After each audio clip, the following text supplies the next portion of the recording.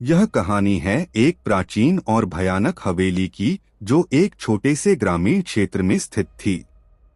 गांव का नाम था मृत्यु नगरी और इस गांव की पहचान उस खतरनाक हवेली से होती थी।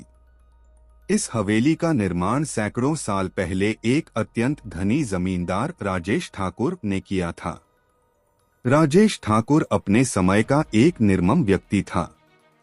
हवेली के निर्माण के दौरान कई निर्दोष मजदूरों की जान जाने की घटनाएं सामने आईं।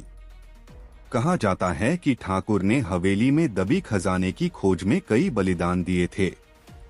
इन घटनाओं के बाद हवेली में अजीब और डरावनी घटनाएं घटित होने लगीं और धीरे धीरे वह दोबारा कभी न खुलने वाली जगह बन गई।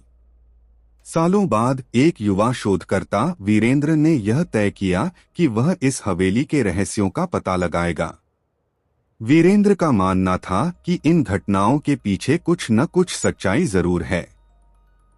उसके साथ उसकी 4 दोस्त आर्यन, सीमा, रोहित और नेहा भी जाने के लिए तैयार हो गए। एक दिन सभी मित्र पूरी तैयारी के साथ हवेली की ओर निकल पड़े। हवेली पहुंचते ही उनकी आंखों के सामने एक विचित्र दृश्य था। टूटे फूटे दरवाजे, खिड़कियों पर जाले, बड़ी बड़ी दीवारें और चारों तरफ सन्नाटा। हवेली के दरवाजे पर पहुंचकर वीरेंद्र ने अपनी मशाल जलाई और सब अंदर की ओर बढ़ गए। जैसे ही उन्होंने हवेली में कदम रखा, चारों ओर सन्नाटा बढ़ गया और हल्की हल्की ठंडी हवा चलने लगी।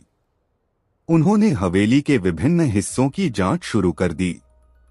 हर कक्ष में अजीब और डरावनी चीजें थीं। टूटे हुए फर्नीचर, जमीन पर खून के धब्बे और दीवारों पर अजीब से निशान।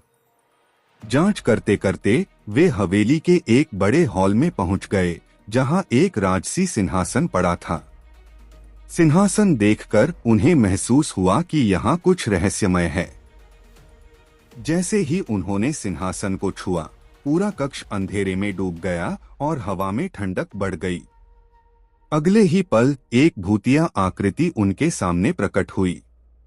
वह आकृति राजेश ठाकुर की आत्मा थी। आत्मा ने क्रोधित आवाज में कहा, इस हवेली में तुम्हारा स्वागत है, लेकिन जो भी मेरे रहस्यों को जानने का प्रयास करेगा उसे मुझसे सामना करना होगा। वीरेंद्र और उसके दोस्त डर गए, लेकिन उन्होंने साहस दिखाया। वीरेंद्र ने आत्मा से पूछा, हम यहाँ सच जानने आए हैं। तुम्हें किसी विशेष कारण से शापित किया गया है। हम कैसे मदद कर सकते हैं? आत्मा ने बताया, मुझे मेरे कुकर्मों की सजा मिली है। मैंने कई निर्दोषों की बलि दी थी। अगर तुम मेरे हाथों मारे गए निर्दोषों की आत्माओं को शांति दिला सकते हो तो मैं भी इस शाप से मुक्त हो सकता हूँ। वीरेंद्र और उसके दोस्तों ने आत्मा की बात मानी और ठान लिया कि वे निर्दोषों की आत्माओं को शांति दिलाने के लिए कुछ भी करेंगे। उन्होंने हवेली के तहखानों की ओर कदम बढ़ाए, जहां कहा जाता था कि उन निर्दोषों की आत्माएं बंद थीं। तहखाने में प्रवेश करते ही एक भारी दरवाजा उनके सामने आया, जिसे खोलने के लिए उन्हें ऊपरी मंजिल से चाबी लानी पड़ी। ऊपरी मंजिल पर पहुंचते ही उन्होंने एक पुराने संदूक में वह चाबी पाई। चाबी लेकर वे तहखाने में वापस आए और दरवाजा खोला। जैसे ही दरवाजा खुला, उनके सामने भयानक दृश्य प्रकट हुआ। तहखाने के अंदर खून के धब्बों से सनी दीवारें, भूमि और जगह जगह हवेली के निर्माण के दौरान मारे गए मजदूरों की आत्माएं घूम रही थीं। आत्माएं बहुत दुखी थीं और उनके चेहरों पर दर्द झलक रहा था। वीरेंद्र ने आत्माओं से बात की और उन्हें शांति दिलाने का आश्वासन दिया। वीरेंद्र और उसके दोस्तों ने आसपास के मंदिर से पवित्र जल और मंत्र लेकर आत्माओं की शांति के लिए पूजा की। पूजा के बाद आत्माओं के चेहरे पर शांति झलकने लगी और वे धीरे धीरे अदृश्य हो गईं।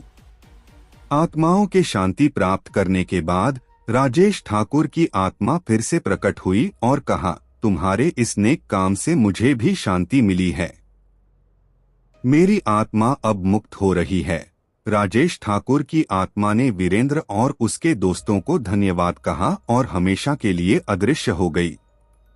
हवेली से भूतिया गतिविधियां समाप्त हो गईं और गांव में फिर से शांति का माहौल लौट आया। वीरेंद्र और उसके दोस्तों की साहसिकता और निष्ठा ने हवेली के रहस्य को उजागर किया और वहां की आत्माओं को शांति दिलाई। इस घटना के बाद शापित हवेली अब शांति हवेली के नाम से जानी जाने लगी और वीरेंद्र और उसके दोस्तों की कहानी हमेशा के लिए यादगार बन गई।